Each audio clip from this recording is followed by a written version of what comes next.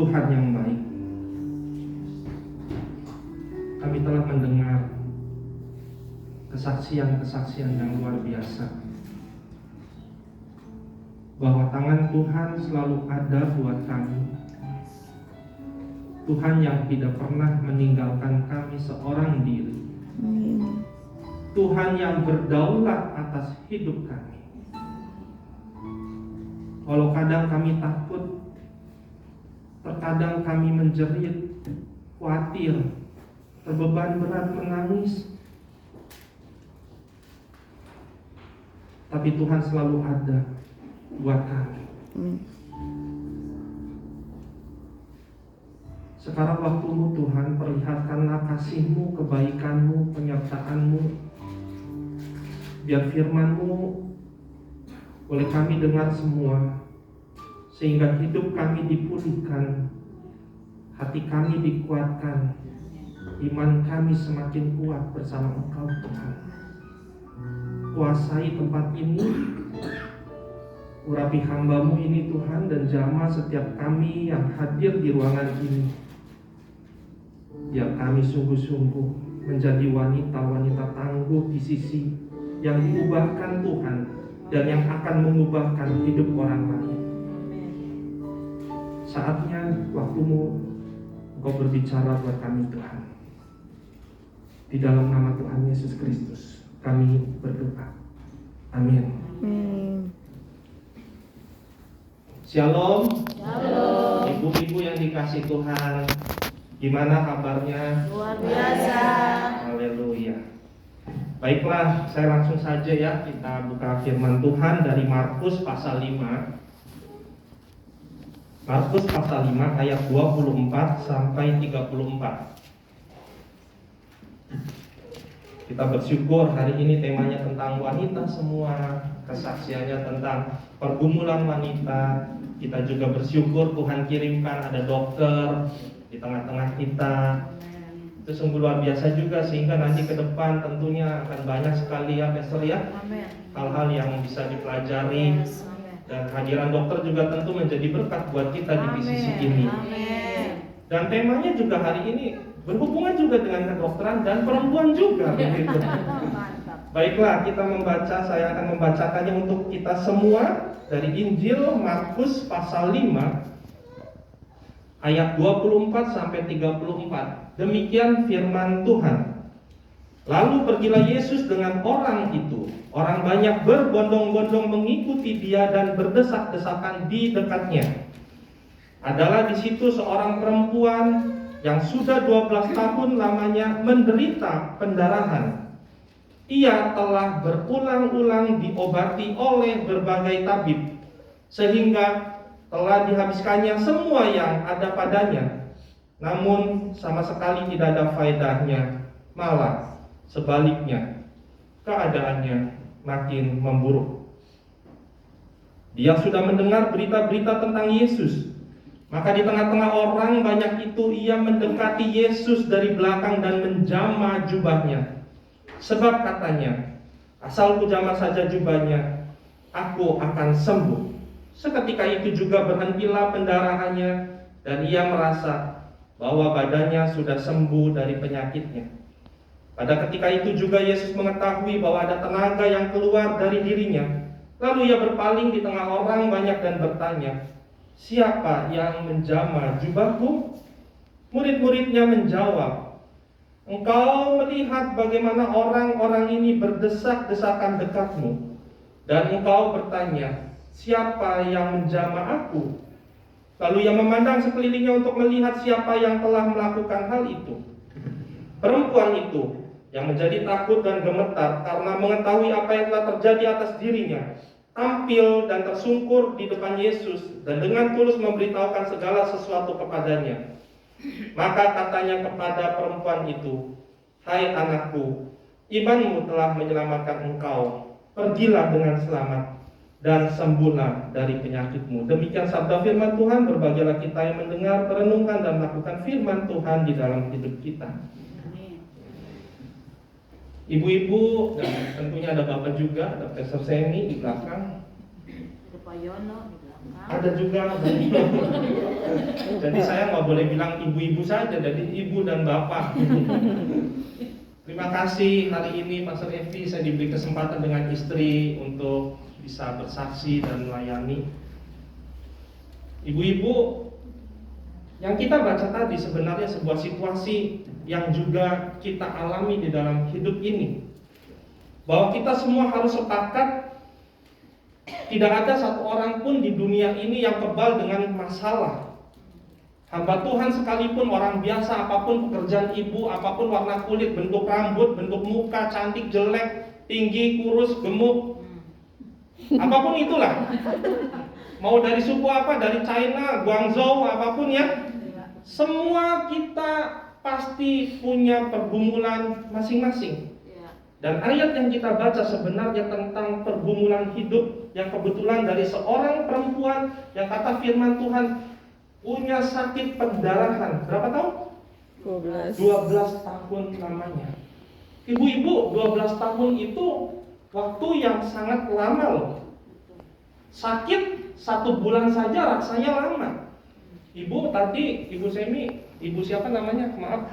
Ibu Orel, saya ingatnya istri Pak Semi. Jadi biasa memanggilkan nama suaminya atau nama dari anaknya. Ibu Orel, maaf, Ibu sudah berapa lama? 6 bulan. 6 tahun. 6 tahun lama ya, Ibu ya? Lama kan, rasanya lama kan? Bayangkan 6 tahun saja lama, tapi perempuan ini 12 tahun lamanya dan setiap hari harus mengalami sebuah pergumulan pendarahan yang gak berhenti-berhenti.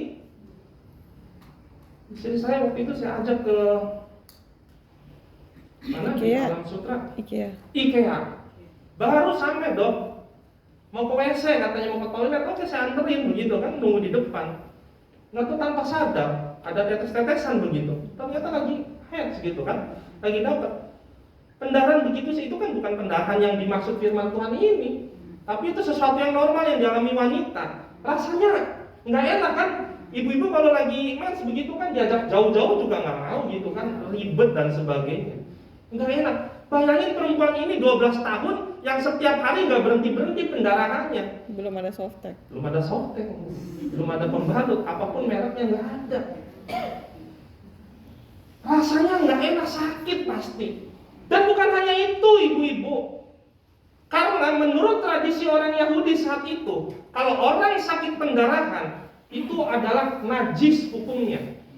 Artinya, maaf, kalau istri saya habis pendarahan, dia duduk di situ lalu dia bangun keluar dari gereja, siapapun yang ada di tempat ini tidak boleh duduk di tempat itu. Karena ketika saudara duduk di tempat orang yang sakit pendarahan, maka saudara menjadi najis.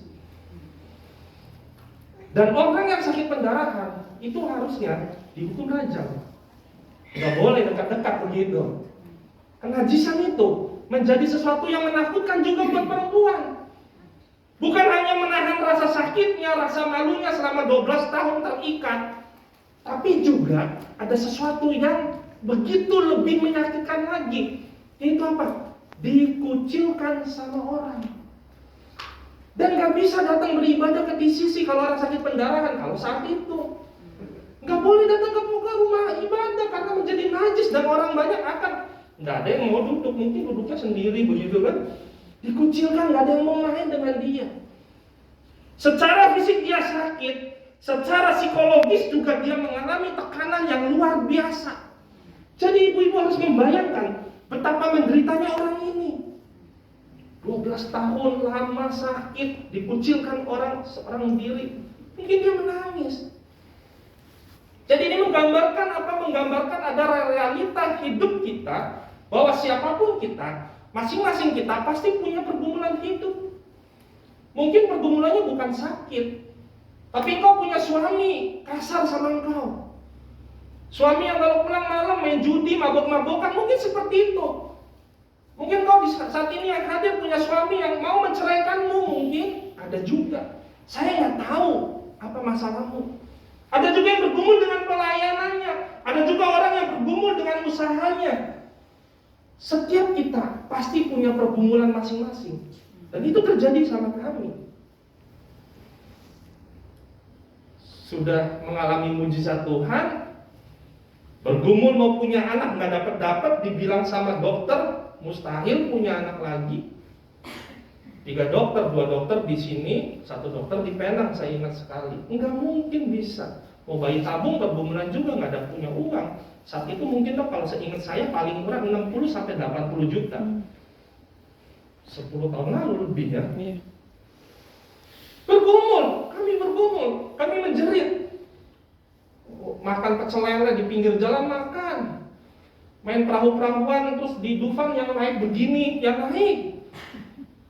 Ya karena nggak tahu hamil. Semua dijalanin sampai tiba-tiba punya hamil. Mujizat Tuhan, terkaget-kaget. Dan kata-kata yang saya ucapkan ke dokter waktu dibilang hamil adalah, "Dok, hamilnya normal atau enggak?" Saya trauma. Kehilangan anak, saya menangis. Ketika dibilang ini aman, sehat, jantungnya dan sebagainya, duk. Terus saya senang. Ketika sedang bersuka cita menyerahkan hidup, saya pelayanan ke Nusa Kambangan, ke gereja-gereja kecil, melayani Tuhan, memberitakan Injil kemana-mana. Umur 2,5 tahun, didiagnosa, ternyata autism. Yang saya bayangkan betapa ngerinya nanti hidup anak ini, bagaimana kalau saya mati, siapa yang akan mengasihi dia dan sebagainya. Rasa khawatir dan sebagainya berkecamuk. Bapak Ibu, kalau kita punya pergumulan, pasti kita akan berusaha untuk mengatasi pergumulan itu, mengatasi masalah itu, pasti. Sama seperti perempuan ini, dia mengusahakan segala sesuatu yang dia punya supaya sembuh. Kata firman Tuhan tadi, ia telah berulang-ulang diobati oleh berbagai tabib, sehingga telah dihabiskan semua yang ada padanya. Tapi apa ibu-ibu? Udah diusahakan, bukannya sembuh, nggak ada manfaatnya. Padahal di situ kata firman Tuhan, dia diobati berulang-ulang oleh tabib. Tabib itu adalah dokter. Mungkin kalau dengar di rumah sakit Ahmad Jaya ada dokter Petra, wah paling terkenal, viral, followernya berjuta-juta, misalkan gitu ya Bu Dokter ya. Kita kan selalu begitu dok, mencoba mencari dokter yang terbaik. Kalau dengar dokter Petra, wah Pak Roy langsung ke rumah sakit Ahmad Jaya, begitu kan? Betul ya? Kan nggak mungkin kita cari dokter yang biasa-biasa saja begitu. Kita akan cari dokter yang terbaik. Kalau perlu ke Amerika kita akan pergi, kan begitu orang. Mencari dokter yang terbaik. Lalu punya tabungan kita kuras, kita lakukan supaya sembuh. Motor kita jual, rumah kita jual. Mungkin pinjam sana sini. Firman Tuhan mengatakan semua yang ada padanya dihabiskan supaya sembuh. Ini apa sih ibu-ibu? Sebenarnya menggambarkan 2 hal. Yang pertama, perempuan ini awalnya dia mengandalkan kekuatan manusia, kehebatan manusia. Dokter, dia berusaha untuk disembuhkan. Yang kedua, dia mengandalkan uangnya, harta bendanya, kekayaannya. Dan semua ternyata hasilnya mengecewakan. Ibu-ibu, bukankah kita seringkali mengharapkan orang, mengandalkan orang, justru orang yang gak mungkin mengecewakan kita, itulah yang mengecewakan kita. Itu sebabnya hati-hati kalau kita berharap sama manusia. Ya tentu berharap sama dokter boleh, tapi dokter pun punya keterbatasan. Berharap sama hamba Tuhan ya boleh, tapi hamba Tuhan juga punya keterbatasan. Jangan sampai nanti engkau mengharapkan hamba Tuhan, mengharapkan Pastor Evi begitu kan, melayani siang dan malam, punya kesibukan. Kita jadi kecewa sama Pastor Evi. Itu yang seringkali kita alami. Hati-hati kalau kita mengharapkan sama kekuatan kita, kehebatanmu, kepintaranmu, hati-hati. Nggak bisa menyembuhkanmu, nggak bisa menyelesaikan pergumulan hidupmu. Mungkin kau pikir kau punya uang banyak, tapi ternyata perempuan ini pun sudah habis semua yang ada padanya, tidak sembuh juga. Jadi awalnya perempuan ini mengandalkan kepintaran orang, kepintaran manusia, kehebatan manusia. Nyatanya itu nggak bisa. Ibu yang dikasih Tuhan, apapun pergumulanmu, Pastor Chandra nggak tahu. Tapi Tuhan tahu. Yang dilakukan perempuan ini yang diubahkan Tuhan sebenarnya berbicara 3 hal. Yang pertama, ketika perempuan ini memandang kepada kebaikan Tuhan, bukan masalahnya. Karena dia mendengar tentang Yesus. Yesus saat itu begitu viral di mana-mana. Bayangin, kata firman Tuhan, orang banyak berbondong-bondong mengerumuni Yesus. Yesus ada di tengah-tengah orang banyak. Satu kampung itu, satu kota Madia, mungkin satu Jakarta misalnya, tahu pasti tentang perempuan itu.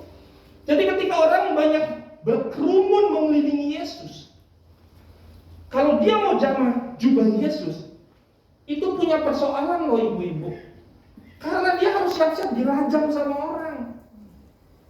Orang tahu orang ini pasti, orang banyak satu kampung itu pasti tahu. Jadi ketika ada orang perempuan ini mencoba mendekati Yesus, melewati kerumunan, pandangannya itu sinis.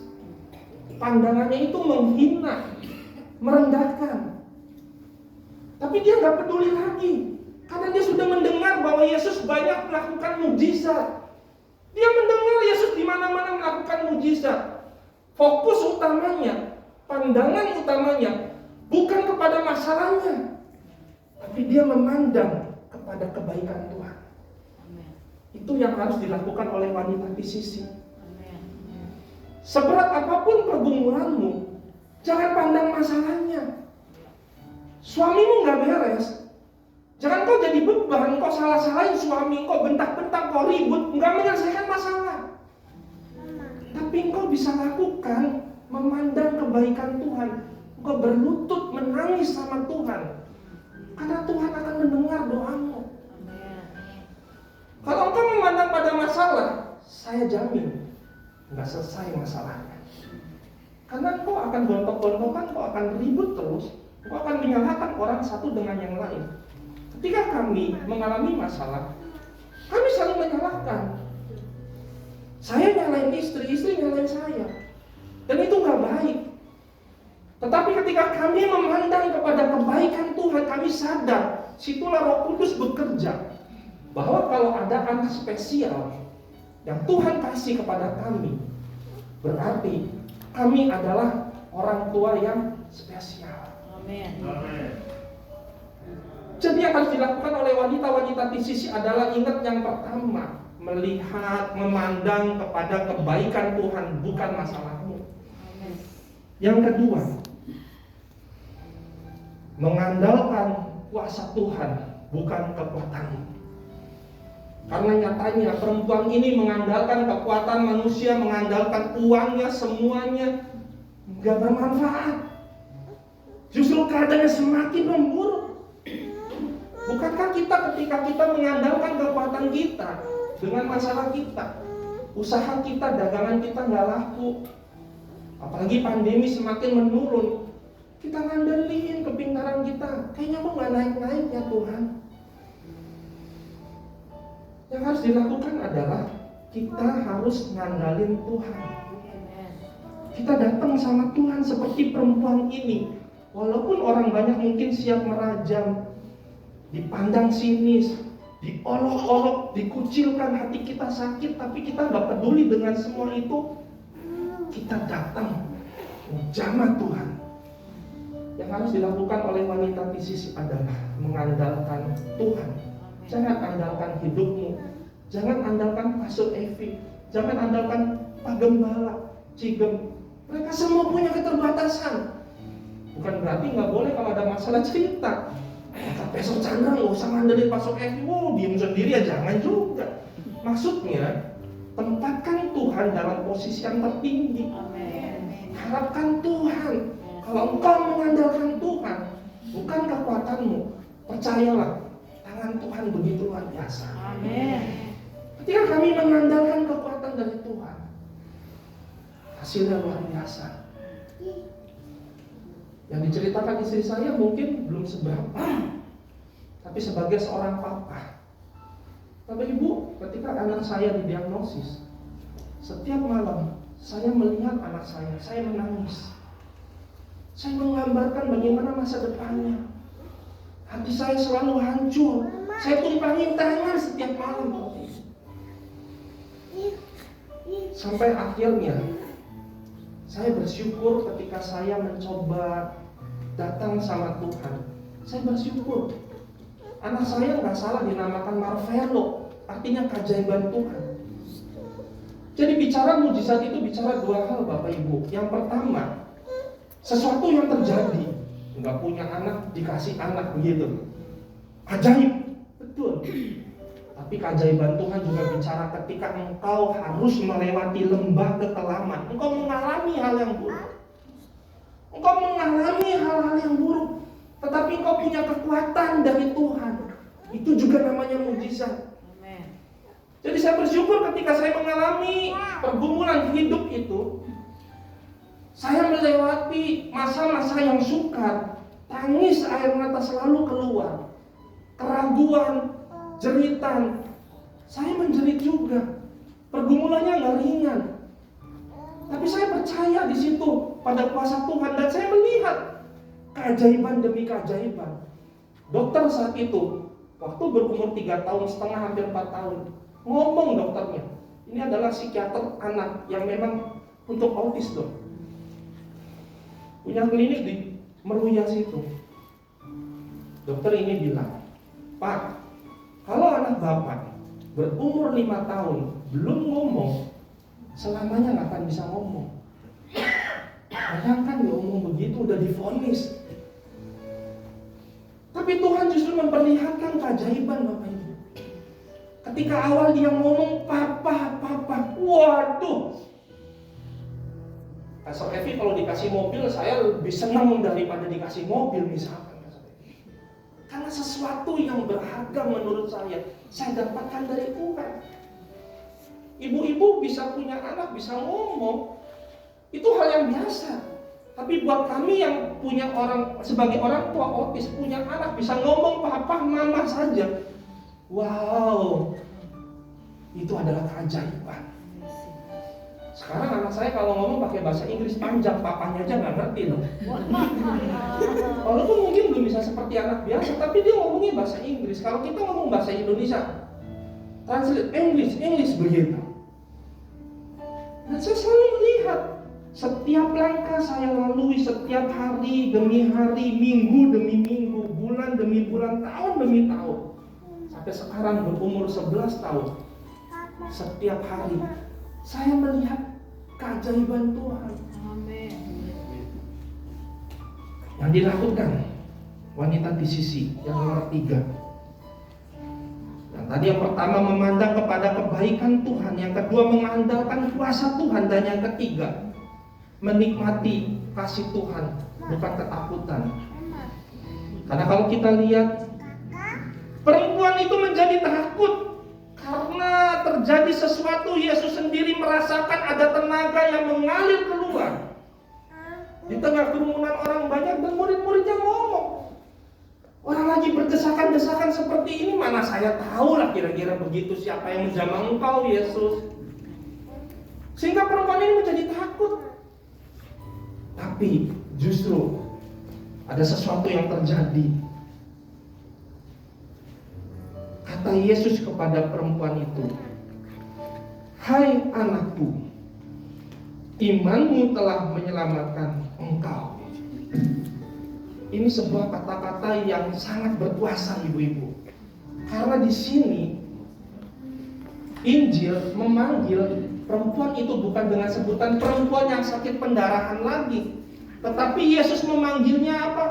Hai anakku.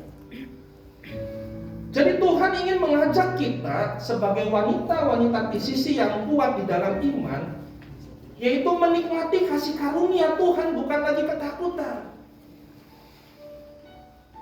Rasa takut itu boleh saja ada, karena kita manusia biasa. Takut jarum suntik, sama saya juga Bu.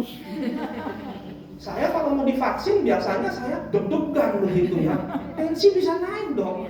Ada kan dengan penyakit apa begitu namanya, takut jarum suntik. Dari kecil kalau mau divaksin lagi SD, begitu datang petugasnya saya kabur lari-lari. Mau cabut gigi aja saya nyari kemana-mana, dokter gigi yang suntiknya nggak pakai jarum, maunya disemprot. Padahal masih dibombongin, itu sebenarnya nggak tahu bener semua. Padahal tetap juga disuntik gitu.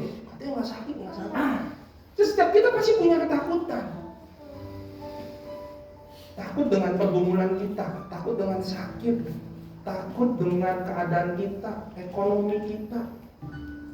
Mau datang ke sini aja, Bapak Ibu pasti punya pergumulan. Jalanan macet, udah mau hujan begitu kan?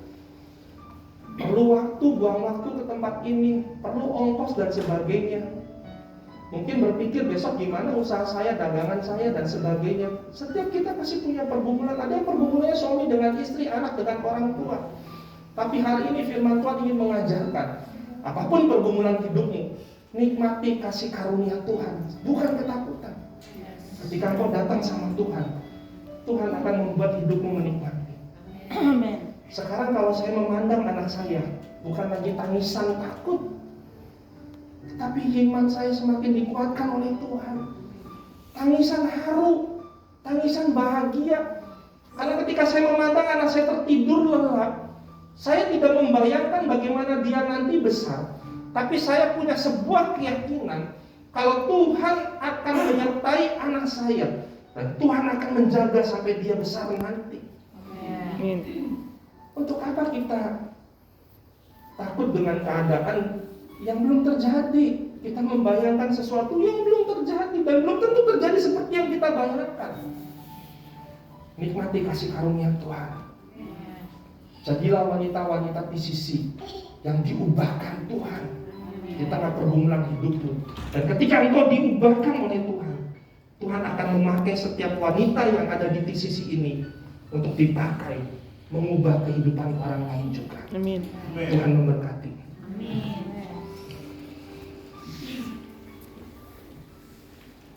Saya mengajak kita semua untuk merenungkan firman Tuhan.